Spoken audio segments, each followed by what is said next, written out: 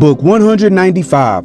Good morning. Welcome back to Morning Motivation with Matthew Daniels, and today I'm going to tell you guys about the lost submarine touring the Titanic. That's right, the lost submarine touring the Titanic. But what is Matthew Daniels talking about? A long time ago, somewhere in the Atlantic Ocean, an Olympic-class ocean liner called the Titanic struck an iceberg which ripped its hull and sunk the massive ship beneath the sea. It is said that around 2,224 people were on board this ship that day, and around 1,500 of those people died. For over a century after this event, the story of the Titanic captivated the minds of the public. One day, a company known as OceanGate Expeditions came up with a plan to send one of their submarines 12,500 feet deep into the ocean in order to view the wreckage of the Titanic firsthand. They even decided to invite several very wealthy tourists to go on this trip deep within the ocean on the submarine they named Titan. A total of 5 people went on this trip, and several of them paid around $250,000 to tag along. They told the public that they were only going to descend to the Titanic, view it with their own eyes, and then return to the surface. This story, however, was a lie told to hide the truth.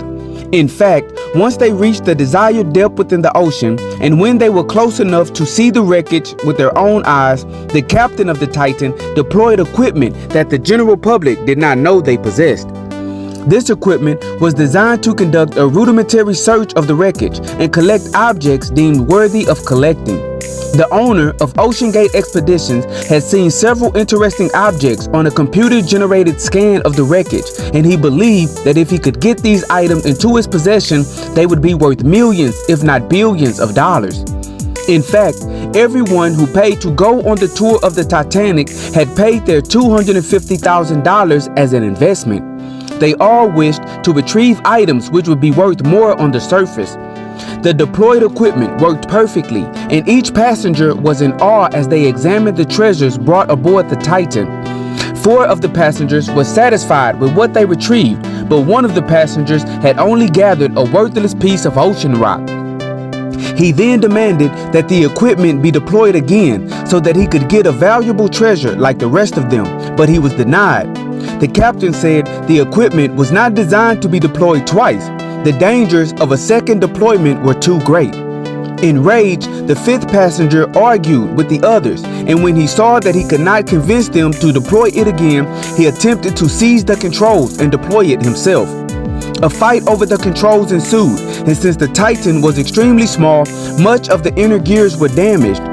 The 5th passenger, overcome with greed and rage, finally hit the button to deploy the equipment a second time.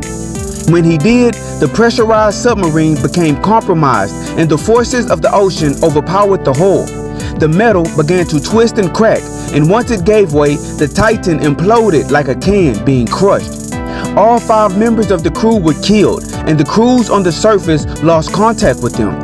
A massive search was conducted for the submarine, but unfortunately, it was much too late to save the crew. And because of greed and uncontrolled rage, the site of the wreckage of the Titanic also became the site of the wreckage of the Titan. And so, the morning motivation of today is the lost submarine touring the Titanic. Too many people to count have left this earth early due to greed and senseless ambitions. Even the extremely wealthy, in their endeavors to acquire more riches, have lost the very wealth that they have already acquired. At some point in life, we must learn to enjoy the things that we have and stop risking it all to gain more. Today, I want you to be content with that which you have, and do not be so eager to risk your life to acquire more. Life, indeed, is more than riches and treasures. So, follow your heart and enjoy your time on earth, and always strive to do that which is good. And remember, you are awesome, you are amazing, you are wonderful, and you are great.